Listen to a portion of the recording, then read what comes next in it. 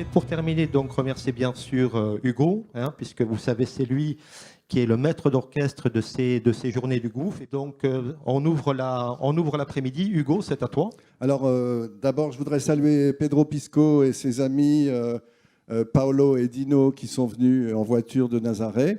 Donc Pedro représente, comme on vous le disait, la mairie de Nazaré, mais surtout c'est l'homme de la situation parce que rien ne se fait à Nazaré autour du surf ou des grosses vagues sans passer par Pedro, et surtout de faire connaître Nazaré dans le monde entier pour ces vagues et pour toutes les choses extraordinaires. Donc ils sont venus jusqu'à nous. Avec lui sont venus Dino, qui est un bodyboarder bien connu, dont il vous parlera un peu plus, et puis Paolo, qui s'occupe de la sécurité aussi à Nazaré. Alors ce qui est quand même extraordinaire, c'est que Cabreton, 9000 habitants. Nazaré, 9000 habitants. Cabreton, un canyon. Nazaré, un canyon. Cabreton, le surf. Nazaré, le surf.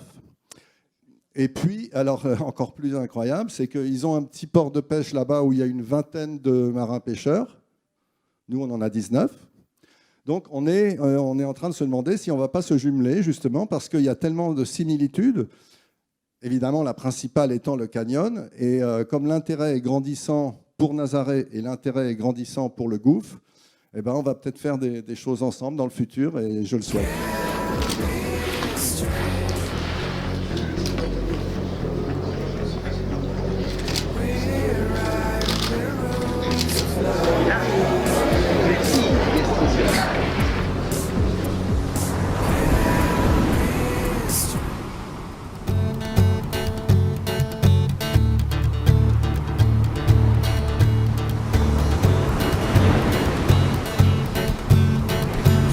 It's worth, my friend, it's never too late to be what you wanna be. Your fate is what you create. You can change or stay the same. There are no rules to this thing. You can always make the best of it.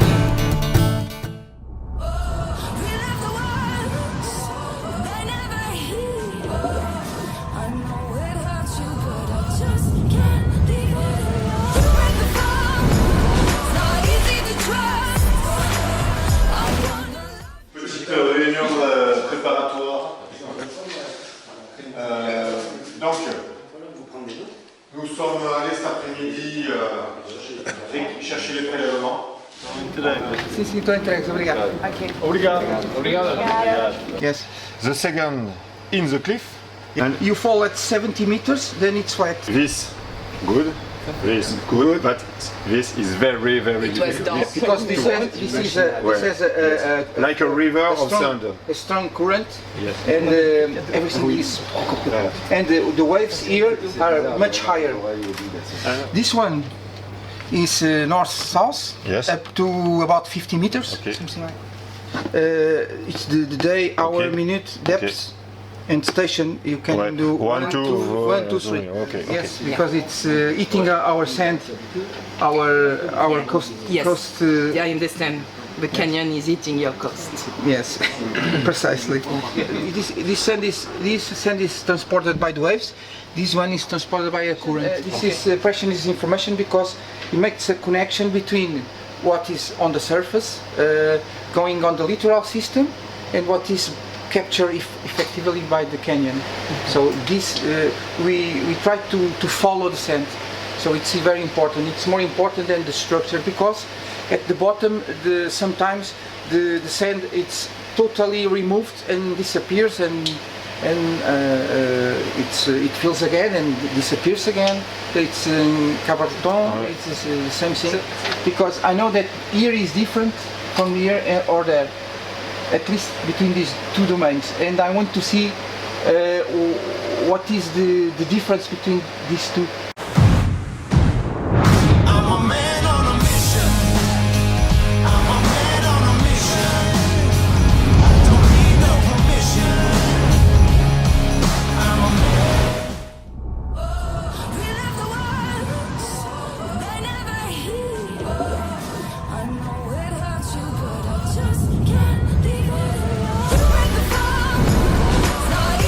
Trust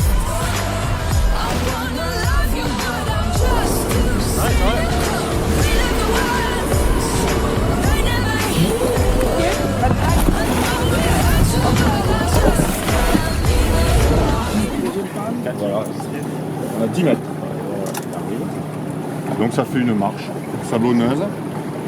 Et après, à quelques mètres près, on tombe sur une marche verticale.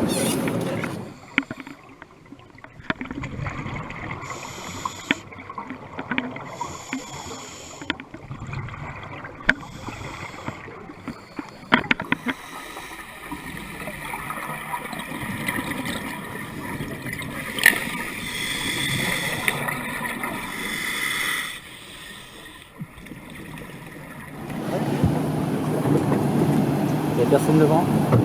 Je vais ranger mon parachute déjà. Si on arrive à la placer sur un GPS là, 11h11. Vous êtes juste devant le tombant. Donc selon la visie, au départ vous servez, jusqu'à 15 mètres vous n'allez pas voir grand chose. À partir de 15 mètres, vous regardez, si vous voyez dans votre dos, enfin vers la falaise, vers le nord, si vous ne voyez pas le tombant. Dans ce cas, vous en servez de repère visuel, quitte à, pourquoi pas, lâcher le bout et venir le long du tombant. Comme ça vous êtes certain, c'est plus agréable. Et vous descendez à la base de ce tombant. Vous arrivez dans les 40-45. Là, méfiez-vous, puisque ça fait des toits comme ça, là, vous pouvez avoir juste un rocher, et en fait, le tombant continue un peu. Donc allez voir ce truc qui dépasse, voir si ça continue un petit peu. Et vous allez chercher, normalement, j'ai vu la cassure, elle est à 45. C'est ok, Jean-Marc.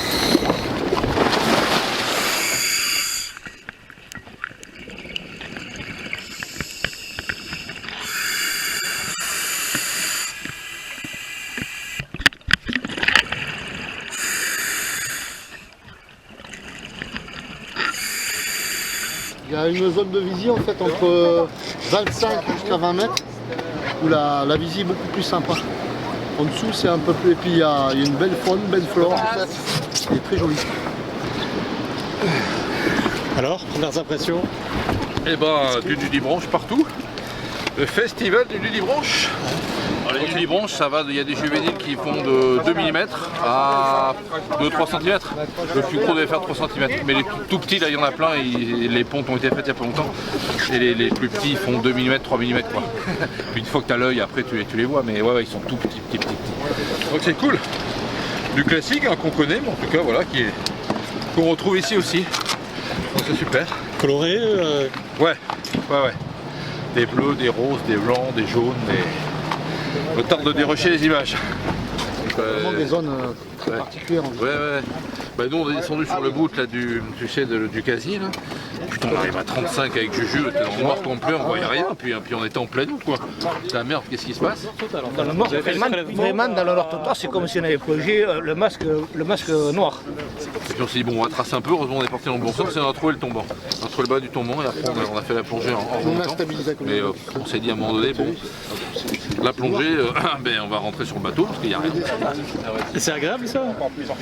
Ça surprend. C'est pas marrant, mais ça surprend. Il part de son anneau là. Attends. Ah il est là. Je l'accroche pas. Hein.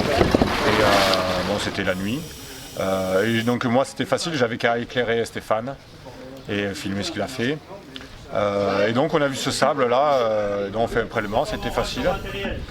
Et le problème c'est qu'après on a soulevé du sédiment et on voyait pas bien la boîte si elle était complète ou pas, donc on a continué et après on a dégagé en pleine nuit.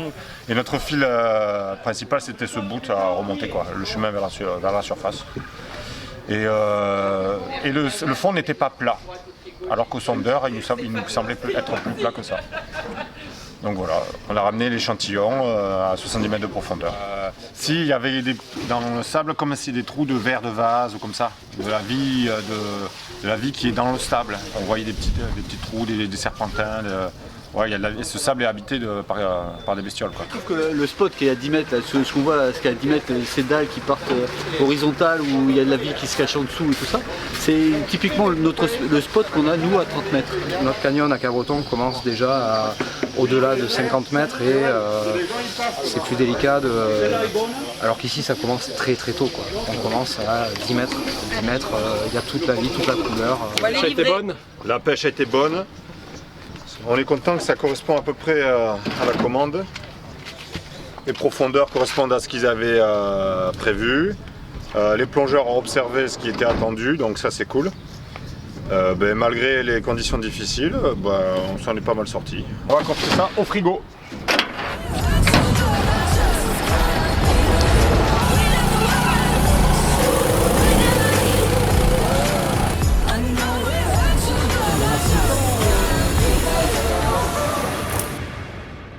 Tu vois, le fond c'est tout assuré, on voit bien que c'est pas un truc comme le sable qui est ici. Et au-dessus tu as les bulles des plongeurs, donc ils sont un peu au-dessus.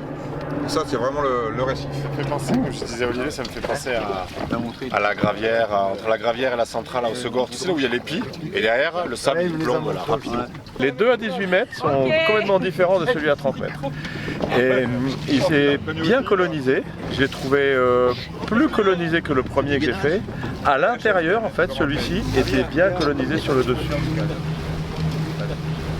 Et après, beaucoup d'anémones bijoux, poulpes, des poissons, pas mal de poissons quand même. Et assez vivant, franchement assez vivant, très très joli. Il y a un peu de corail mou, très très joli. Et vivant, on sent que l'intérêt, le bord du sable, il n'y a rien, et dès qu'on arrive dessus, c'est explosion. Voilà. C'est des infos intéressantes pour les jardins du gouffre, du coup, ça vous donne des pistes. Oui, parce qu'on peut se rendre compte qu'à cette profondeur, la colonisation elle peut se faire de façon importante quand même, parce qu'on ne reconnaît plus les formes béton. Donc ça c'est un truc à retenir, c'est que les formes béton qu'on peut imaginer nous pour les jardins du gouffre pourront être modelées par la nature et prendre d'autres formes. Et ça, c'est important à retenir. La bonne nouvelle, c'est qu'en fait, pour les jardins du gouffre, on avait pensé aux villages les uns à côté des autres, ce qu'on retrouve ici, et ça permet peut-être le passage de l'un à l'autre, comme on avait vu d'un village 1 à l'autre village, et de faire des modules séparés, et pas un ensemble constitué sur une seule zone. De faire des zones séparées. Nous, on a prévu 6 zones. Là, il y en a beaucoup plus, mais l'idée de ce qu'on vient de voir là, ça va peut-être nous réconforter sur notre décision. Le but du jeu, c'est que chaque espèce trouve ses territoires, ses territoires de repos, de chasse, de reproduction. Les chaînes alimentaires se répartissent mieux sur des amas dispersés. Bon, donc du coup, on a tout fait. Ouais. On a fait tous les prélèvements, les 3 séries de prélèvements chaque jour. On a vraiment étudié, fait le tour du récif artificiel aussi. Ouais. Donc là, on va pouvoir peut-être maintenant, à partir de là, avoir des bases de données plus concrètes et plus d'éléments, et pour notre récif, et peut-être pour apporter une relation. Grâce à toutes les photos, toutes les images, on va pouvoir amener des justificatifs sur l'état de colonisation de ce récif. Il y a plein de choses qu'on a vues sur ce récif artificiel. L'avantage, c'est qu'en plus, il était étalé sur plusieurs profondeurs. Ouais. Et on s'est rendu compte que plus profond, c'était pas forcément mieux. La meilleure solution, ouais. Que la profondeur de 20 mètres, celle qui nous intéresse à nous, c'est celle qui avait l'air de c'est celle qui est la plus sympa. Ouais. J'ai bien aimé en fait leur répartition point par point, ça correspond un peu à ce qu'on veut faire, et je me rends compte qu'on était parti sur la bonne piste. Sur ça, Dans un pays de surf, où il y a du sable, de la houle, finalement on arrive à avoir des choses intéressantes. Puis finalement, à Nazaré, il peut y avoir de la plongée. Quoi. Entre le tombant et les récifs, il y a de quoi s'amuser à plonger aussi. Alors du coup, on va pouvoir établir le parallèle avec le canyon, avec notre canyon à nous. Peut-être qu'on pourra, ici il est très lisible parce qu'on a la paroi qui nous montre le miroir de ce qu'on voit en dessous. Finalement, on a l'impression d'avoir un miroir entre les deux. Nous, on n'a pas ça, donc du coup, c'est plus difficile pour nous de le voir. Mais peut-être qu'on pourrait essayer de mettre en évidence un peu ça. Quoi. Je trouve que ce point positif de cette mission-là, c'est qu'en fait, ça nous a encore rapprochés plus d'une autre. Ouais. Parce qu'à chaque fois, en sortant de l'eau, on se dit « mais chez nous ceci, chez nous ça ». Donc je trouve que ça nous a vraiment amené à étudier l'envie d'aller encore plus loin sur le nôtre. Celui-ci est tellement facile d'accès, on voit tellement bien, que tu te dis, nous, il faut absolument qu'on montre comment c'est nous aussi.